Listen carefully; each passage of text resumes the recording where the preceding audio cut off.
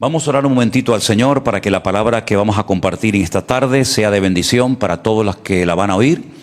Y sí, estoy viendo la pantalla ahora mismo, está encendida, gracias a Dios. Señor, gracias por esta oportunidad que nos das de poder estar aquí reunidos. Gracias por este hermoso tiempo de alabanza en el cual hemos expresado nuestra gratitud, nuestra adoración a ti. Ahora pedimos, Señor, que nos hables a través de tu poderosa y hermosa palabra, Señor. Hemos preparado nuestros corazones, hemos preparado el ambiente y ahora pedimos que estemos atentos a lo que tú nos quieras compartir, Señor. En el nombre de Jesús. Amén. Venimos hablando en las últimas reuniones, por lo menos por mi parte, acerca de un tema de vital importancia, por lo menos yo lo considero así, como es el tema de la obediencia, ¿vale? Hemos dicho cosas yo creo que importantes y necesarias sobre el tema de la obediencia, que no es algo opcional, es algo que agrada a Dios y también en cierto sentido, pues es un reflejo de nuestro nivel de madurez. Es decir, ¿cómo se refleja tu madurez o no? Pues la forma como obedeces a Dios, así de claro. Y no solamente nuestro nivel de madurez, sino nuestro nivel de amor a Dios. Si amamos a Dios, dice la Biblia, tenemos que cumplir con su palabra. Por lo tanto, la obediencia no es una propuesta, una sugerencia que Dios lanza a su iglesia, a su pueblo, sino que es un mandato. Tenemos que obedecer al Señor. Ya hemos hablado de que hay que obedecer a Dios, etcétera, etcétera, con los distintos matices. Y yo les estuve diciendo en estos últimos cultos que hay un capítulo entero en el Antiguo Testamento, ya el domingo se leyó parte de él, que se titula, es el capítulo 28 de Deuteronomio, Bendiciones de la obediencia. Hay 14 versículos, del 1 al 14, donde podemos encontrar cosas que vienen a la vida de un país, a las familias, a las congregaciones, a nuestras vidas, si obedecemos a Dios, ¿vale? No vayan a pensar ustedes que obedecer a Dios pues no implica el ser bendecido. Hay resultados maravillosos que vienen por el hecho de obedecer al Señor. Pero en ese mismo capítulo hay nada más y nada menos que 54 versículos. Fíjense la diferencia, 14 que nos hablan acerca de las consecuencias o de las bendiciones como producto de la obediencia y 54 versículos que nos hablan de las cosas terribles que pueden venir a un país, a una iglesia, a un ministerio por no obedecer al Señor. Como dije, el domingo se leyeron los primeros 14 versículos, pero como sé que ustedes son gente que le gusta estudiar la Biblia y conocer mucho de la palabra del Señor, ¿verdad? Gracias por esos poquitos amenes que hemos escuchado. ¿Amén, hermanos? Amén. Ok. Por favor, si duerme, si va a dormir, le pido que no ronque. Porque puede despertar al que está al lado, no es por otra cosa más que por eso, ¿veo? Entonces vamos a leer los 54 versículos que nos hablan de las consecuencias de la desobediencia. Ahora, no hace falta que levante la mano, no quiero descubrir a nadie, pero ¿a usted le cuesta más ser obediente o desobediente? No digan nada porque... Pero vamos a ver qué pasa cuando una persona desobedece, porque ya hemos visto lo que pasa cuando una persona obedece a Dios, pero ¿y qué pasa cuando desobedecemos a Dios? Vamos a leerlo. A partir del versículo 15, voy a estar leyendo, ¿les parece? Pero acontecerá que si no oyeres la voz de Jehová tu Dios, para procurar cumplir todos sus mandamientos y sus estatutos que yo te intimo hoy, vendrán sobre ti todas estas maldiciones y te alcanzarán. Maldito serás tú en la ciudad y maldito en el campo. Maldita tu canasta y tu arteza de amasar. Maldito el fruto de tu vientre, el fruto de tu tierra, las crías de tus vacas y los rebaños de tus ovejas. Maldito serás en tu entrar y maldito en tu salir. Y Jehová enviará contra ti la maldición, quebranto y asombro en todo cuanto pusieres mano e hicieres, hasta que seas destruido y perezcas pronto a causa de la maldad de tus obras, por las cuales me habrás dejado. Verso 21. Jehová traerá sobre ti la mortandad hasta que te consuma de la tierra, la cual entras para tomar posesión de ella. Jehová te herirá de tisis, de fiebre, de inflamación y de ardor, con sequía, con calamidad repentina y con añublo. Añublo es un hongo que afecta sobre todo a la agricultura, a los cereales. Y te perseguirán hasta que perezcas. Los cielos que están sobre tu cabeza serán de bronce y la tierra que está debajo de ti de hierro. Dará Jehová por lluvia a tu tierra polvo y ceniza. De los cielos descenderán sobre ti hasta que perezcas. Jehová te entregará derrotado delante de tus enemigos. Por un camino saldrás contra ellos y por 7 caminos huirás delante de ellos. Y serás vejado por todos los reinos de la tierra. Tus cadáveres servirán de comida a todas las aves del cielo y fiera de la tierra. Y no habrá quien las espante. Jehová te herirá con la úlcera de Egipto, con tumores, con sarna, con comezón. Eso es una enfermedad de la piel, una picazón constante que no puede ser curado. Jehová te herirá con locura, con ceguera y turbación de espíritu. Bonitos los versículos, ¿eh? Palparás a mediodía como palpa el ciego en la oscuridad, y no serás prosperado en tus caminos, y no serás sino oprimido, robado todos los días, y no habrá quien te salve. Te desposarás con mujer, y otro varón dormirá con ella. Edificarás casa y no habitarás en ella, plantarás viña y no la disfrutarás. Tu buey será matado delante de tus ojos, y tú no comerás de él. Tu asno será arrebatado delante de ti, y no será devuelto. Tus ovejas serán dadas a tus enemigos, y no tendrás quien las rescate. Tus hijos y tus hijas serán entregados a otro pueblo, y tus ojos lo verán, y desfallecerán por ellos todo el día, y no habrá fuerza en tu mano. El fruto de tu tierra y de todo tu trabajo comerá el pueblo que no conociste, y no serás sino oprimido y quebrantado todos los días. Y enloquecerás de lo que verán tus ojos. Te herirá Jehová con maligna pústula en las rodillas y en las piernas, desde la planta del pie hasta tu coronilla, sin que pueda ser curado. Jehová te llevará a ti y al rey que hubieres puesto sobre ti, a nación que no conociste, ni tú ni tus padres, y allá servirás a dioses ajenos, al palo y a la piedra. Versículo 37. Serás motivo de horror y servirás de refrán y de burla a todos los pueblos a los cuales te llevará Jehová. Sacarás mucha semilla al campo y recogerás poco, porque la langosta lo consumirá. Plantarás viñas y labrarás, pero no beberás vino, ni recogerás uvas, porque el gusano se las comerá. Tendrás olivos en todo tu territorio, mas no te ungirás con aceite, porque tu aceituna se caerá. Hijos e hijas engendrarás, y no serán para ti, porque irán en cautiverio. Toda tu arboleda y el fruto de tu tierra serán consumidos por la langosta.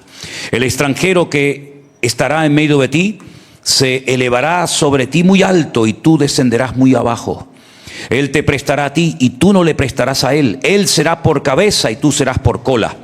Y vendrán sobre ti todas estas maldiciones y te perseguirán y te alcanzarán hasta que perezcas, por cuanto no habrás atendido a la voz de Jehová tu Dios para guardar sus mandamientos y sus estatutos que él te mandó.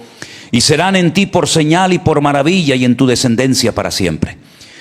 Por cuanto no serviste a Jehová tu Dios con alegría y con gozo de corazón, por la abundancia de todas las cosas.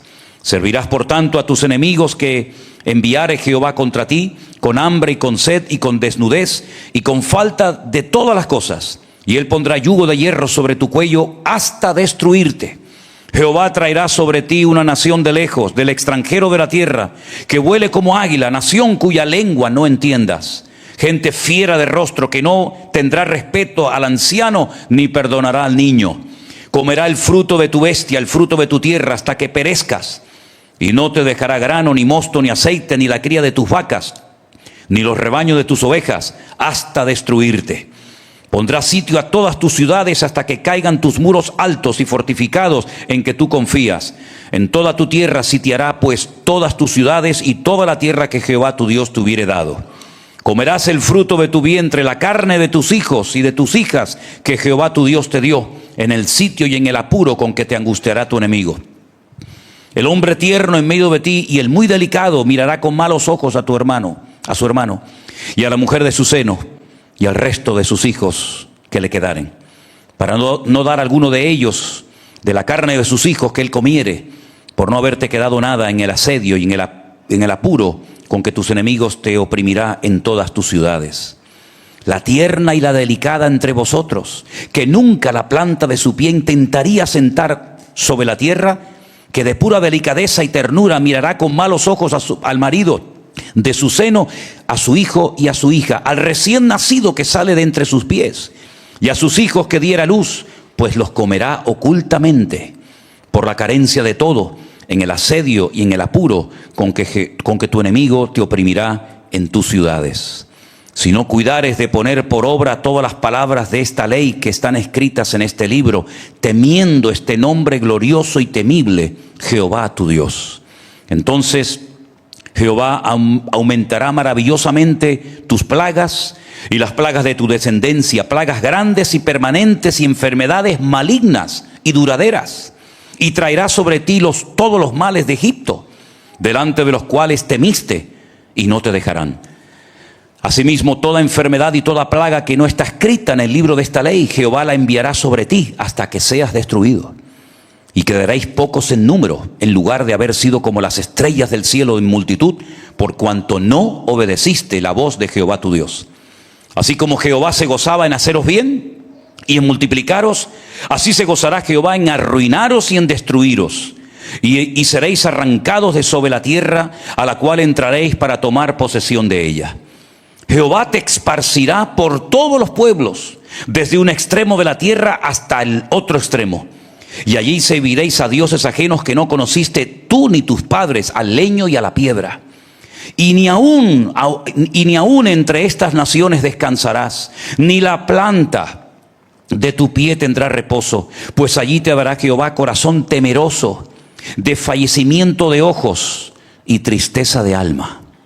Y tendrás tu vida como algo que pende de delante de ti, y estarás temeroso de noche y de día, y no tendrás seguridad de tu vida. Por la mañana dirás, ¿quién diera que fuese la tarde? Y a la tarde dirás, ¿quién diera que fuese la mañana? Por el miedo de tu corazón, con que estarás amedrentado, y por lo que verán tus ojos. Y Jehová te hará volver a Egipto en naves, por el camino del cual te ha dicho, nunca más volverás. Y allí seréis vendidos a vuestros enemigos por esclavos y por esclavas, y no habrá quien os compre. Déjame beber un poco de agua porque me he quedado sin aliento. Sin aliento y temblándome las piernas. Porque la verdad es que este pasaje es tremendo, tremendo. Me ha impactado sobre todo los que he leído, de los 54 versículos que he leído. Me ha impactado ese que decía, así como el Señor se gozaba en bendecirte y en multiplicarte, también el Señor se va a gozar en arruinaros, en destruiros, y seréis arrancados de vuestra tierra. Algunos pueden pensar, ¿esto se ha cumplido en algún momento de la historia de este pueblo llamado Israel? Claro que sí. Sobre todo, lo más cercano sería lo que pasó, por ejemplo, en la Segunda Guerra Mundial, donde yo creo que la mayoría de las maldiciones y castigos por la desobediencia se cumplieron literalmente en la vida de esta gente, en la vida de este pueblo. Pero también podemos tener en la Biblia referencias de cosas terribles que ocurrieron, incluso de padres que se comían a sus propios hijos, cuando los babilonios vinieron y sitiaron, rodearon la ciudad de Jerusalén durante más de 2 años, y la gente se comían unos a otros y se morían de hambre, y fue algo realmente terrible. Toda esa historia la pueden leer. Hemos leído también acerca del futuro rey que este pueblo tendría. Cuando esto se escribió, Israel no tenían rey. La monarquía vino mucho tiempo después. Cuando murió Moisés, estuvo Josué, fue el que los introdujo en la tierra prometida. Luego, cuando murió Josué, no tuvo, digamos, un liderazgo parecido a él, un liderazgo de nivel, de talla. Y entonces entraron en una larga etapa de 400 años que la conocemos como la etapa de los jueces, ¿verdad? Donde había un libertador que le hacía la guerra al enemigo, obtenía la victoria, el pueblo parece que se reconciliaba con Dios, pero cuando moría este juez o este gobernante, el pueblo otra vez volvía a las andadas, otra vez volvían a desobedecer a Dios, a adorar imágenes de oro, de plata, lo que fuera, volvían a ser castigados, volvían a ser oprimidos, clamaban al Señor, Dios levantaba a otro juez, y así era pues algo terrible durante más de 400 años, donde literalmente dice en ese libro de los jueces que cada uno hacía lo que le venía en gana. Si cada uno hacía lo que le daba la gana, pero cuando tenían problemas se acordaban de Dios, invocaban el nombre del Señor, Dios tenía misericordia de ellos y los libertaba por un tiempo. Cuando termina la época de los jueces, entra la monarquía con el primer juez, que no fue el mejor de todos, ni muchísimo menos. La monarquía, los reyes, cuando tuvieron el primer rey, Saúl, fue un auténtico desastre. Y ahí comenzamos a ver otra etapa del pueblo de Israel y llegamos al último juez que vivió en Jerusalén antes de que la ciudad cayera, antes de que las murallas fueran destruidas, antes de que el pueblo fuera llevado cautivo a Babilonia y antes de que el templo fuera saqueado. El último rey se llamó Sedequías. Y me gustaría que leyéramos un momentito, no lo dije arriba, discúlpame, en Jeremías capítulo 52, el versículo 4. Quiero leerles unos versículos para que vean cómo se cumplió literalmente lo que acabamos de leer. Repito, Isaías capítulo 52, a partir del versículo 4, leemos lo siguiente. Jeremías, ¿qué estoy diciendo? Jeremías. Oye, cómo se despierta la gente cuando uno se equivoca, ¿eh? Cuando uno hace las cosas bien, todo el mundo se pone a dormir. Pero cuando el pastor se equivoca, todo el mundo se despierta. Es maravilloso.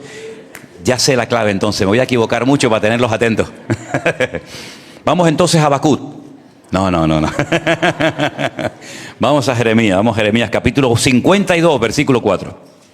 Aconteció por tanto a los 9 años de su reinado, saquen cuentas, a los 9 años de su reinado, en el mes 10, a los 10 días del mes, vino Nabucodonosor, rey de Babilonia, él y todo su ejército contra Jerusalén. Y acamparon contra ella y de todas partes edificaron contra ella baluartes, aquellas torres enormes de madera, ¿verdad?, para poder tumbar los muros y atacarles. Y estuvo sitiada la ciudad hasta el 11º año de Sedequías. Es decir, que comenzaron a sitiar la ciudad en el año 9 de su reinado, y en el 11º de su reinado prevaleció el hambre en la ciudad hasta no haber pan para el pueblo. ¿Se dan cuenta? Lo que hemos leído ahora se cumple. Ya no hay comida. 2 años aguantaron, ya no hay provisiones, ya no hay reservas, no pueden huir porque fuera están los enemigos, y fue abierta una brecha en el muro de la ciudad. Y todos los hombres de guerra huyeron y salieron de la ciudad de noche por el camino de la puerta entre los 2 muros que había cerca del jardín del rey, y se fueron por el camino del Arabá. El Arabá, para que sepan, es el desierto al sur de Israel, ¿vale? Por la zona del Arabá, del Negev, toda esa parte sur, por ahí se fueron, estando aún los caldeos junto a la ciudad alrededor. Escuchen versículo 8. El ejército de los caldeos siguió al rey y alcanzaron a Sedequías en los llanos de Jericó, y lo abandonó todo su ejército. Qué curioso que cuando el monarca, el rey, el presidente o como se llame, le van las cosas bien, como que todo el mundo le rodea y le apoya. En el momento en el que se ve acorralado y sabe que van a por él, el pueblo lo abandona, incluso hasta lo traiciona. No sé por qué estoy pensando ahora mismo en este de bigotito, que vive por allá. ¿Saben cuál le digo, no? Este que dice: ven, cobarde, atácame, aquí te estoy esperando. No sé por qué estoy pensando en él. El ejército de los caldeos siguió al rey, lo alcanzaron a Sedequías en los llanos de Jericó y lo abandonó todo su ejército, como te va a pasar a ti, amigo. Entonces prendieron al rey y le hicieron venir al rey de Babilonia a Ribla, en tierra de Amad, donde pronunció sentencia contra él. Allá te van a llevar. Allá te van a llevar. Oye, están contentos, ¿eh? Se ve gozo en el pueblo, se ve gozo en la congregación. Oye, degolló el rey de Babilonia a los hijos de Sedequías delante de sus ojos. Esto tuvo que ser terrible, ¿eh? Terrible. Y también degolló en Ribla a todos los príncipes de Judá. No obstante, el rey de Babilonia solo le sacó los ojos a Sedequías, le ató con grillos y lo hizo llevar a Babilonia y lo puso en la cárcel hasta el día que murió. Ya lo decía el Señor en Deuteronomio 28. El día que ustedes me desobedezcan, el día que ustedes se aparten de mí, hasta vuestro rey será destruido. Rey en el cual habéis depositado vuestra confianza, como si fuera vuestro Dios. También vuestro rey va a ser afectado por la desobediencia del pueblo. Ahora, una de las cosas que a mí me llama la atención es que hay cosas que la Biblia las cuenta Y uno se pregunta, ¿y por qué cuenta esto la Biblia? Por ejemplo, el capítulo 28 de Deuteronomio podía haber terminado en el versículo 14. Y podíamos haber leído, y nos hubiéramos gozado muchísimo, que cuando uno obedece al Señor es bendecido. Las tierras, los animales, el país, es bendecido por el Señor. Y ahí terminar el capítulo y pasar la página. Pero sin embargo la Biblia no hace silencio, no pasa por alto las consecuencias que vienen por no poner en práctica la palabra de Dios. ¿Por qué lo hará así el Señor? Bueno, porque no solamente tenemos que tener claro, nosotros los creyentes hoy en día, que cuando tú obedeces al Señor y haces las cosas bien, Dios te va a bendecir. Y Dios te va a prosperar. Y no tendrás que preocuparte por nada. Pero también la Biblia quiere advertirte, y muy claramente, que si no haces las cosas decentemente y con orden, si la desobediencia se apodera de tu vida, de tus decisiones, etcétera, las consecuencias que vas a sufrir a corto y a largo plazo son terribles, terribles. Y vemos, por ejemplo, que cuando uno empieza a leer la Biblia por el principio, el primer pecado del hombre no fue, por ejemplo, robar o matar, sino que el primer pecado del hombre fue precisamente la desobediencia. Sí, ya sé que después vino un asesinato, ya sé que después vinieron otros pecados terribles, pero el primer pecado de la historia de la humanidad cometido por Adán y Eva fue desobedecer a Dios. Dios dijo, esto no lo hagan, basta que lo haya dicho el Señor para que vayan y lo hagan. Y la desobediencia, cuando usted lee Génesis capítulo 3, que es el capítulo de la desobediencia de la primera pareja de la raza humana, fueron terribles. Primero fueron expulsados de ese lugar maravilloso que lo conocemos como el Jardín del Edén. En segundo lugar, ya los animales ya no eran mansos como al principio, sino que ahora eran salvajes y tenían que cuidarse de los animales. Dice la Biblia que además la tierra ya no iba a producir con la fuerza que lo hacía al principio, sino que ya iban a salir cardos, espinos y malas hierbas. La palabra del Señor nos enseña que ya la comunión que tenían con Dios, que era una maravilla, ya no iba a ser igual. Iban a entrar en otra etapa en cuanto a su relación con el Señor.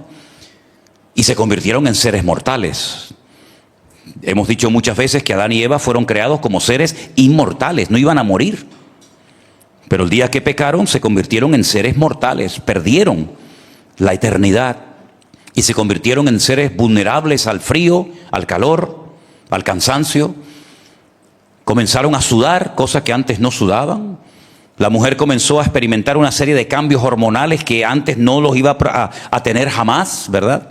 Y vemos que todo cambió y uno dice, ¿y por qué? La desobediencia.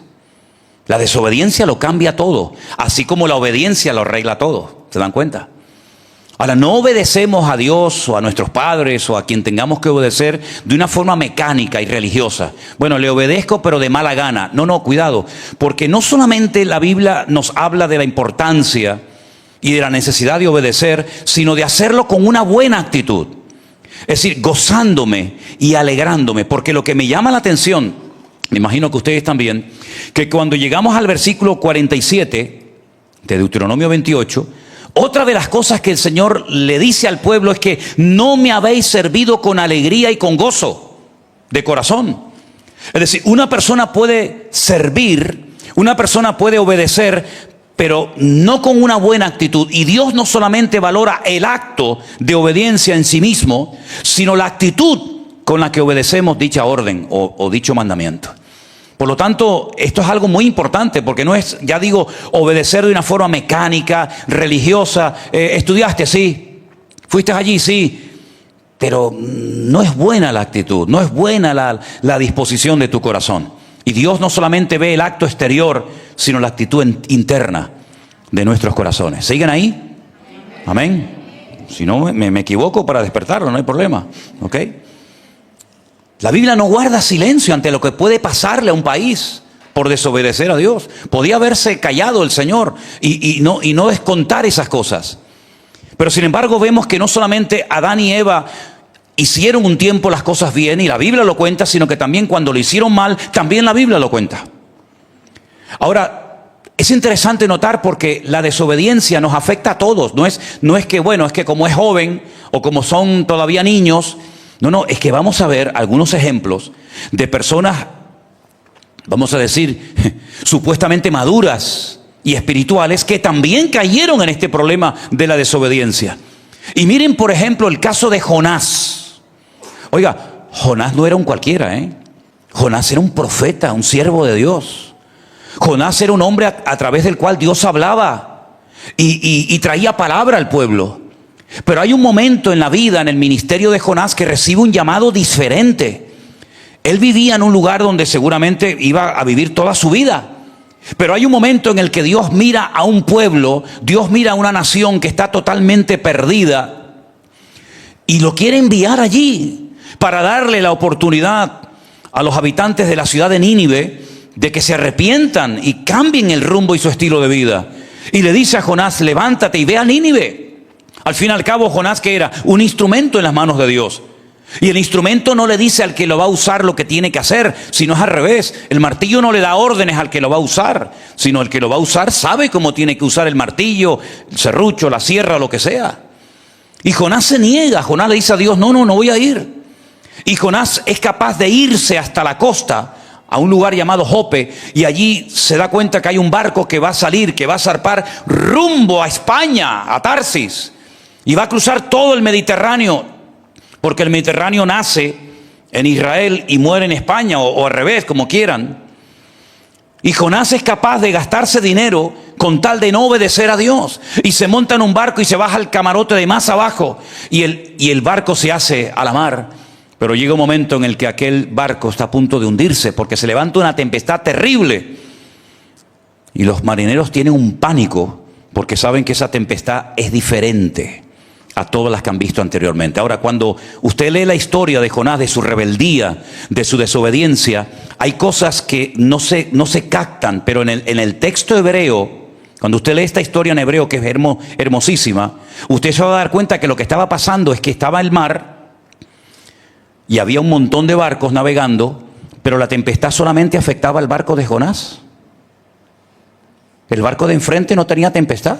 El barco que se movía y casi se partía era el de Jonás. Y los marineros decían, pero qué cosa más rara es esta. ¿Cómo no está todo el mar embravecido, con olas, con viento? ¿Cómo es posible que solamente la tempestad nos afecte a nosotros? Y el barco que está a 500 metros va navegando en calma y no pasa nada. Entonces ellos se dieron cuenta de que algo raro estaba pasando. Y entonces dice que los marineros clamaron a sus dioses y echaron suertes y dijeron, vamos a ver qué está pasando. Y dice que la suerte, según lo que ellos tenían pensado hacer en aquel tiempo, cayó sobre Jonás, y lo llaman y lo confrontan y le dicen, dormilón, clama a tu Dios, ¿qué está pasando? Y Jonás les abre el corazón y le dice, esta tempestad la he producido yo. Yo soy el culpable de que este barco esté a punto de hundirse y morir todos. ¿Pero qué estás diciendo? ¿Pero tú quién eres? Yo soy un siervo del Dios Altísimo. Y yo he recibido un llamado específico de Dios para ir a un punto geográfico y no quiero ir. Y ese es el motivo por el cual hay esta tempestad tan rara que ustedes no entienden. Pero yo sé lo que está pasando. Yo soy el culpable de esta tempestad. Si ustedes quieren terminar con este problema, cójame y me tiren por la borda. Y en cuanto yo muera, el mar vuelve a la tranquilidad. Es decir, él está a punto de decirle, o de hecho lo ha dicho, él está dispuesto a morir con tal de no obedecer a Dios. Y estamos hablando de un siervo de Dios. Estamos hablando de un profeta, pero se niega a obedecer a Dios. ¿Por qué? Porque él sabe, y aquí está el quid de la cuestión, que si él va a Nínive a predicar la palabra, la gente de Nínive se va a exponer a la palabra y probablemente se arrepientan, y si se arrepienten, Dios los va a perdonar y no los va a castigar. Y él en el fondo lo que quería es que Dios castigara y destruyera a los habitantes de Nínive. ¿Qué te parece? ¿Qué predicador más raro, ¿no? ¿Qué predicador tan raro? ¿Te enfadas cuando la gente se convierte? Tendría que ser al revés, ¿no? Y la vida de Jonás fue una tempestad durante mucho tiempo, y fue capaz de estar 3 días y 3 noches dentro de un pez, y al final, cuando ya sabe que no le queda otra más que humillarse delante del Señor, la Biblia dice que clamó a Dios. Dice, de la angustia invoqué al Eterno y el Eterno me respondió. Y entonces él se arrepiente, todo cambia y el Señor le da otra oportunidad de empezar de cero.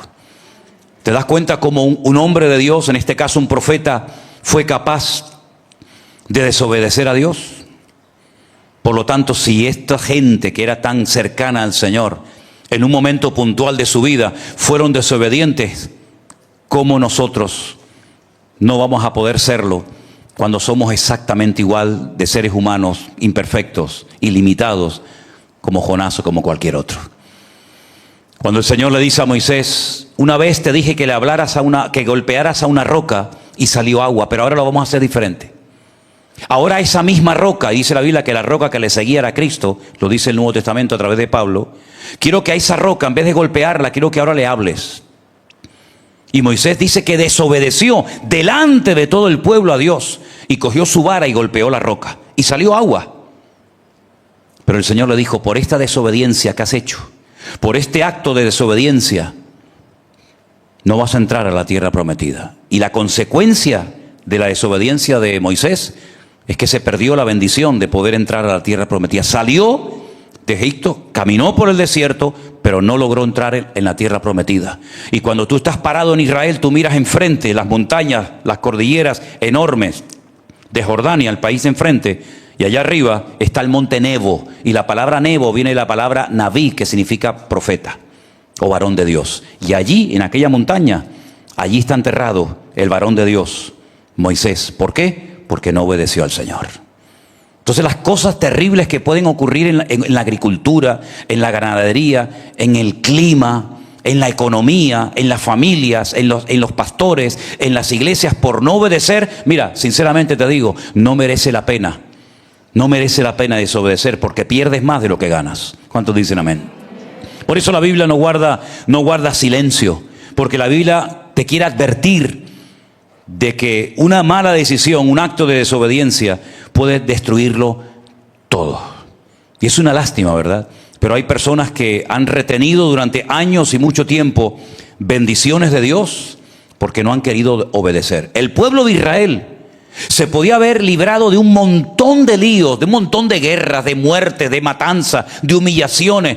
Podía haber sido el pueblo más bendecido del mundo si hubieran siempre obedecido al Señor, pero muchas veces no le obedecían, aún conociendo la verdad, porque ya no pecaban por ignorancia, sino que el conocimiento que tenían de la palabra no lo querían poner en práctica y preferían adorar a un palo, a una piedra, lo que fuera, antes de adorar a su Dios. Y las consecuencias a corto y a largo plazo eran realmente terribles. No solamente Moisés, no solamente Adán, también David desobedeció a Dios, ¿se acuerdan? Cuando tomaba decisiones sin consultar con el Señor, porque una cosa es, digamos, obedecer a Dios abiertamente, no voy a obedecer a Dios, y otra cosa, otra forma muy sutil y peligrosa de desobedecer a Dios es meterte o hacer cosas sin consultar con Dios. Ahora la pregunta es, ¿por qué hay creyentes que hacen algo y no le consultan a Dios? ¿Saben por qué? Es una opinión personal. Porque yo creo que en el fondo saben que lo que quieren hacer no le gusta a Dios. Entonces dice, si le consulto al Señor me va a decir que no. Entonces me hago el tonto, lo hago, y si me sale mal, pues me aguanto, y si me sale bien, pues gloria a Dios. El motivo por el cual muchas veces los hijos no le dicen a los padres, mira papá, esto o aquello, es porque saben que a lo mejor el padre o la madre van a decir, no, sabes que eso no te lo voy a permitir aquí en casa. Entonces se quedan callados, lo hacen, y después cuando meten la pata, espero que se arrepientan y piden perdón. La obediencia no es una opción en la vida de un creyente que quiere madurar, que quiere crecer y que quiere desarrollarse como un buen cristiano. La obediencia es un pilar fundamental en la vida de todos y de cada uno de nosotros. Es imposible lograr un nivel de madurez óptimo como el que el Señor quiere que tengamos si la tónica en nuestra vida es desobedecer continuamente. No vas a crecer, no vas a madurar, te vas a quedar estancado. Vas a frenar bendiciones y un mover del Señor precioso que se podía haber llevado a cabo en tu vida precisamente por actos de desobediencia constante y permanente. Y tú sabes en lo más profundo de tu corazón cuál es tu nivel de amor, de entrega y de compromiso. En la medida en que tú dices que amas a Dios y que respetas su palabra, en esa medida tú te vas a esforzar por ser obediente al Señor. Porque la obediencia es el termómetro que nos indica a nosotros como creyentes cuál es nuestro nivel real de madurez en este momento de nuestra vida. ¿Cuántos dicen amén? Ahora, si observamos a nuestro alrededor y vemos el desastre que el hombre ha hecho en el mundo, Sería una temeridad echarle la culpa a Dios de todo lo que está ocurriendo y de todo lo que ha ocurrido y de todo lo que va a ocurrir. Porque Dios le entregó al hombre un mundo perfecto. Dios le entregó un mundo en orden, con un equilibrio maravilloso. Y el que lo ha ido destrozando de una forma terrible siempre ha sido el hombre. Y las consecuencias de tantas cosas que están ocurriendo, incluidos estos incendios terribles que están ocurriendo, por ejemplo, ahora mismo en España y en otras partes del mundo, la culpa no la tiene Dios. La culpa la tiene el hombre. Y no te olvides que detrás de muchas cosas que ocurren, como incendios, como guerras, etcétera, etcétera, hay un elemento fundamental. Y es este versículo que lo tenemos en nuestras Biblias, que dice que la raíz de todos los males es el amor al dinero. Por amor al dinero, el hombre es capaz de hacer una guerra ahora mismo, o de mantenerla el tiempo que sea necesario. Por amor al dinero, el hombre es capaz de hacer cualquier cosa, de engañar, de mentir, de manipular, de venderse, de prostituirse. No tiene ningún tipo de límites ni de escrúpulos. Y todo eso es señal de que no hay temor de Dios. ¿Qué dice la Biblia? Que el principio de la sabiduría es el temor a Dios. Nuestras naciones, nuestros países han perdido el temor a Dios. Los gobernantes de las naciones han perdido el temor de Dios. Se creen sabios, se creen poderosos, se creen intocables, infalibles. Y luego, para colmo, se rodean de personas que les ríen la gracia y que a todos le dicen sí, tal vez para tener un puesto de trabajo o influencia o lo que sea. Sin embargo, la Biblia es muy clara, es muy tajante, es muy directa. Cuando David desobedeció y pecó a Dios, le mandó al año de su pecado un profeta que le dijo: tú has pecado, serás rey, tendrás corona, tendrás riqueza, serás lo que sea, pero tú has desobedecido al Señor tu Dios. Ahora, desde mi punto de vista, David, cuando mandó a matar a aquel hombre que estaba casado, y él, todos sabemos el problema que tuvo con la mujer de él, David probablemente llegó a pensar que él, como el ungido del Señor, era intocable.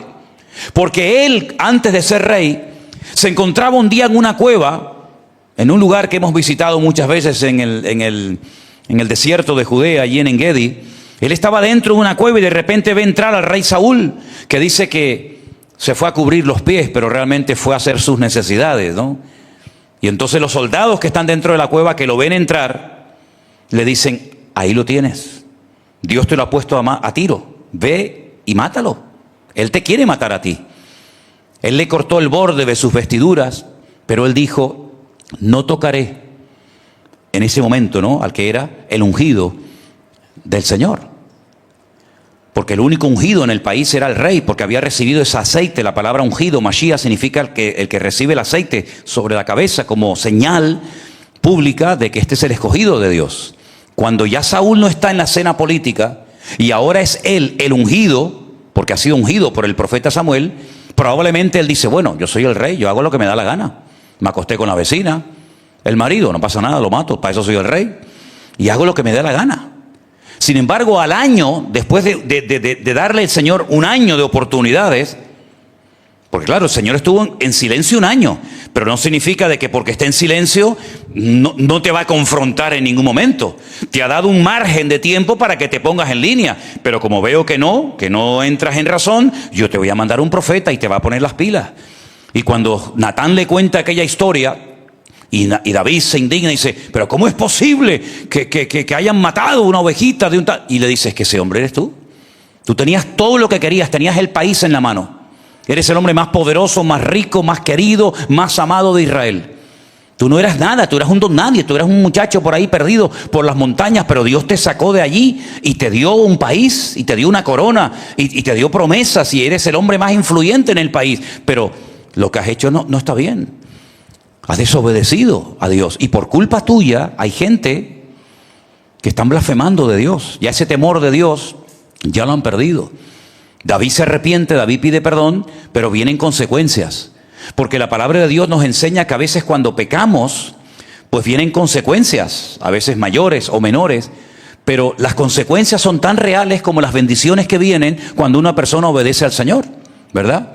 Si tú te das con un martillo en la mano, las consecuencias, que son, pues que te vas a poner a gritar y vas a sufrir dolor. Entonces, cuando tú pecas contra Dios, tu alma siente un dolor. Tú has ofendido al Dios que mora en ti. Tú has ofendido, has entristecido al Espíritu Santo de Dios. ¿O no dice la Biblia, no habéis leído el versículo que dice, no contristéis al Espíritu de Dios que mora en vosotros? Tú has ofendido a Dios, no solamente tal vez a tu esposa, a tu marido, a un hermano, a un amigo, a un vecino, sino tú has ofendido al Espíritu Santo que mora en tu corazón. Y eso lleva un tiempo de restauración. Gloria a Dios que tenemos un Dios que también sana heridas, ¿verdad? Y que también da oportunidades y que también venda corazones y almas heridas. Pero, hermanos queridos, la Biblia no guarda silencio ante la desobediencia para que tú sepas a lo que te expones si tú en tu libre albedrío decides ir por un camino equivocado. Ahora, fíjense que cuando Adán fue a probar de aquel fruto, sea el que fuera manzana, melón, sandía, pepino, lo que fuera, Dios no dijo, no toques, no hagas eso. Tampoco le paró los pies a Eva. No le dijo, Eva, ¿qué estás haciendo? No le hagas caso a ese. No, sino Dios mantuvo silencio. Dios ya dijo. Dios ya dio la orden. Ahora son ustedes los que con esa palabra tienen que actuar en consecuencia. Dios no lo detuvo. Dios no le dijo a David, David, ¿qué estás haciendo? Mira para otro lado. Jonás. Dios habló. Aquí está todo lo que Dios ha hablado. Ya está, ya Dios habló. Ahora tú como persona adulta que eres, tú decides lo que vas a hacer con lo que Dios ha hablado. Claro, aquella gente oían la voz audible de Dios. No tenían Biblia. Nosotros tenemos Biblia. Por lo tanto, ya no me tiene que venir un ángel a decirme lo que está escrito. Si en aquella época no había nada escrito, lógicamente tenían que venir ángeles, tenía que venir la voz audible del Señor, tenían que venir profetas, pero ya esa época se pasó. ¿Por qué? Porque ya lo tenemos todo por escrito, en nuestro propio idioma, 66 libros. Para que tú cuando los leas sepas lo que Dios permite, lo que Dios no permite, lo que a Dios le agrada, lo que a Dios no le agrada. Y Dios no te va a parar si tú mañana te quieres ir a drogar. No te va a decir, no vayas, hombre. O si vas a robar, o si vas a hacer cualquier fechoría. Dios no te va a hablar con voz audible, ya te habló. Y lo escrito no necesita ningún tipo de confirmación. Por eso Dios te ha hablado claramente de las bendiciones y de las consecuencias de la desobediencia. Para que no digas el día de mañana, es que yo no sabía. Y como no sabía, pues pequé. No, mi hermano. Nosotros tenemos hoy por hoy, gracias a Dios, muchísima información para saber discernir entre el bien y el mal.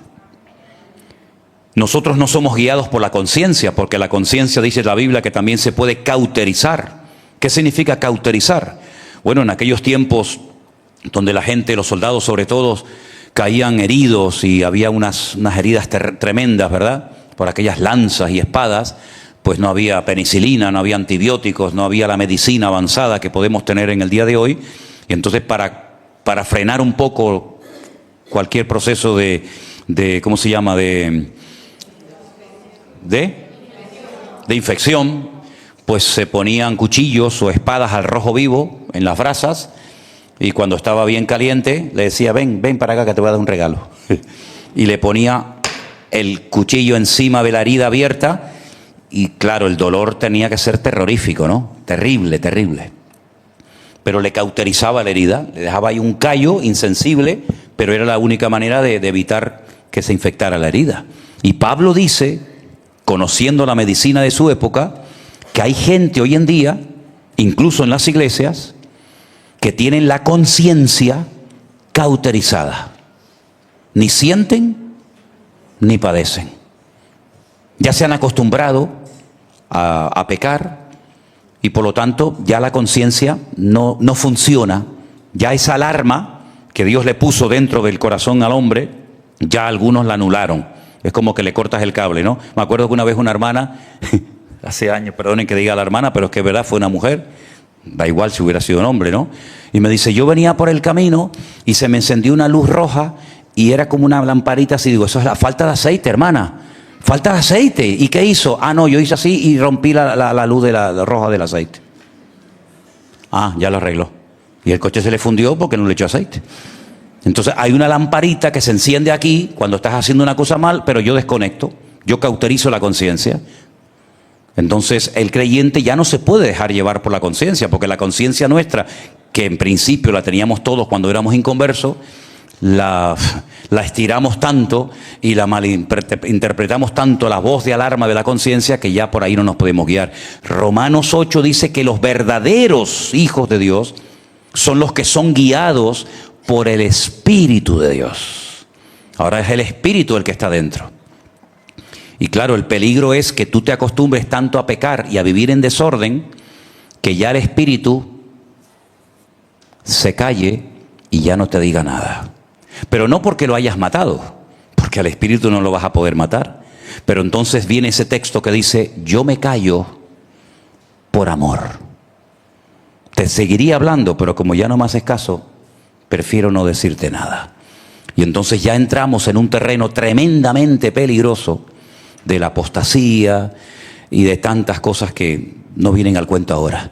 Lo importante de todo esto, como dice la Biblia, si oyereis hoy su voz, no endurezcas tu corazón. Porque sé, y lo hemos visto muchas veces, que cuando a una persona se le corrige, se le exhorta por su bien, que deje algo, que se ponga en orden delante de Dios o lo que sea, y no hace caso, mañana no va a estar igual que hoy. Mañana va a estar más endurecido que hoy. Y llegará un momento que ya da igual quien predique aquí arriba, ya da igual el tema que se toque, ya puede venir aquí San Pablo bendito o el mismo Señor Jesucristo que te va a entrar por un oído y te sale por el otro. ¿Por qué? Porque ya te has acostumbrado a un modelo, a un diseño de vida donde la obediencia para ti no es un pilar fundamental en tu vida, sino algo que sí, le viene bien a este o a aquel que es pastor, claro, él sí, él tiene que vivir en orden porque para eso es el pastor, pero a mí no me afecta eso. Y nos olvidamos de que la Biblia nos enseña de que somos un cuerpo. Y en un cuerpo no podemos permitirnos prescindir de ningún miembro. ¿O usted está dispuesto esta noche a prescindir de alguna parte de su cuerpo? ¿Verdad que no? Todos los miembros son importantes y dice, a veces hasta los más pequeños o aparentemente más insignificantes, a veces resulta que son los más necesarios. Como por ejemplo ese huesito pequeño que es más pequeño que la mitad de la uña del meñique, que lo tenemos aquí adentro del oído, que si no lo tuviéramos seríamos sordos y no podríamos oír. ¿Y para qué quiero este hueso? Me lo quita, yo no quiero nada. Ahora te hablo y no me escucha. Y este hueso, el fémur, que es el más largo del cuerpo humano, sin él no podría caminar. Entonces te das cuenta, el grande hace falta, pero también el pequeño. Por lo tanto, no hay ningún miembro que podamos cortarlo, sino todo lo contrario. Lo que tenemos que estar es sano, todos los miembros del cuerpo. Yo necesito que mis pulmones funcionen bien, pero mi corazón también, y el hígado, y todos los miembros del cuerpo tienen que funcionar en armonía, cada uno en su parte, cada uno en su función, y así hay salud. Y cuando un miembro se niega a trabajar, tenemos un problema tremendo, hay que ir al hospital, una operación, etcétera, etcétera. Espiritualmente hablando, usted me necesita a mí, y nosotros nos necesitamos los unos a los otros, somos interdependientes, no estamos para competir, no estamos para ver quién canta mejor, quién predica mejor, quién no estamos para esas tonterías, estamos para servirnos los unos a los otros, para juntos obedecer al Señor y hacer que el reino de Dios se extienda y que la gloria del Señor quede en alto y no lo dejemos en mal lugar. Amén, hermanos. Por lo tanto, yo les recomiendo que como mínimo, hasta fin de año, para no ser así muy pesado a lo mejor, ¿no? Hasta fin de año, léanse una vez a la semana el capítulo 28 de Deuteronomio. Nos va a venir a todos muy bien. ¿Por qué? Porque en cualquier momento podemos tener la tendencia a decir, no, yo eso no lo hago. Y eso se llama desobediencia. Y la desobediencia en un cristiano maduro no tiene que ser algo normal, sino más bien todo lo contrario. Y termino diciendo algo. No nacemos siendo obedientes. Generalmente la tendencia es a desobedecer. Si no, mírenlo en los niños, que dice, ¿quién le enseñó a este niño a hacer esto? Es que ya va en el paquete incluido. Pero para eso hemos venido a los pies de nuestro Señor Jesucristo, para que Él nos enseñe a obedecer, para que Él nos enseñe a poner nuestra vida alineados con Él y podamos glorificarle en todo momento y en todo lugar donde nos encontremos. Amén, hermanos. Yo le pido que cerremos nuestros ojos en esta tarde y reflexionemos. Hoy hemos hablado de las consecuencias terribles de la desobediencia. La verdad que uno lee esto y queda espantado, queda horrorizado de ver cuántas enfermedades en el mundo se podían haber ya eliminado, cuánto temor, cuánta turbación, cuánta locura, cuánta guerra, cuánta sangre se ha derramado, que se podía haber evitado perfectamente si el hombre hubiera obedecido a Dios desde el principio. Que Dios nos perdone, porque el que sabe hacer lo bueno y no lo hace, también está pecando. Y por eso nos humillamos en esta tarde delante de tu presencia, Señor. Y te pedimos perdón por las veces que hemos obedecido después de haberte conocido, porque antes nuestra vida era una desobediencia total y absoluta. Pero lo peor no es eso, Señor. Lo peor es que también te hemos fallado y desobedecido después de haber llegado al conocimiento de la verdad. Y por eso entendemos que ya no hay excusa. Y por eso hoy te pedimos perdón y al mismo tiempo fuerzas para dejar el pecado, el desorden, la desobediencia y hacer de mi vida una vida de obediencia y sometimiento a mi Dios y a mi Señor. No obedecemos por miedo al infierno, obedecemos por amor a nuestro Dios. Porque te amamos, te respetamos y no queremos ofenderte. Ya bastante lo hicimos. A partir de ahora queremos comenzar una vida nueva, así se llama.